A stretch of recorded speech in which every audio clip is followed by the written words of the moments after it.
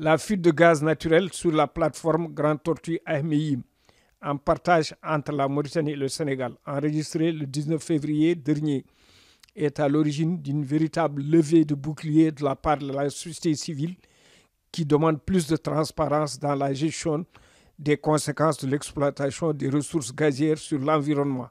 La plateforme des acteurs non étatiques réclame une implication plus grande dans la gestion d'une question jugée sensible. Ces fuites de gaz peuvent avoir aussi des impacts, pas uniquement sur la biodiversité, ça peut avoir des impacts sur l'environnement, comme par exemple ce sont des méthanes qui peuvent avoir ça peut y avoir des fuites qui vont causer des dégâts, qui vont augmenter le changement climatique.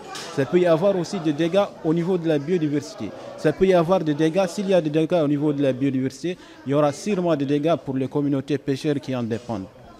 Donc, pour que j'appelle à une exploitation durable, à une gestion durable de ces ressources, de ces écosystèmes, et il ne peut pas y avoir des choses durables sans que se référer sur des informations scientifiques, des informations solides.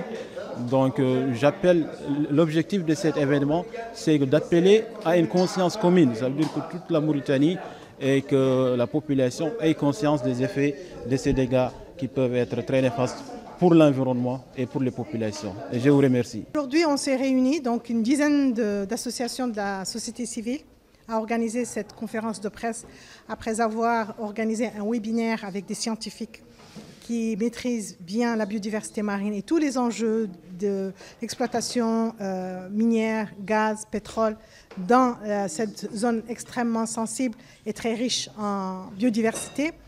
Et donc, lorsqu'on a collecté le maximum d'informations scientifiques et législatives, donc le cadre légal dans lequel BP travaille, nous avons organisé donc cette conférence pour demander plus de transparence, demander à BP de respecter ses engagements, les recommandations de la commission d'enquête de Deepwater qui leur disait qu'il fallait avoir toujours du matériel à proximité, prévoir le pire, toujours.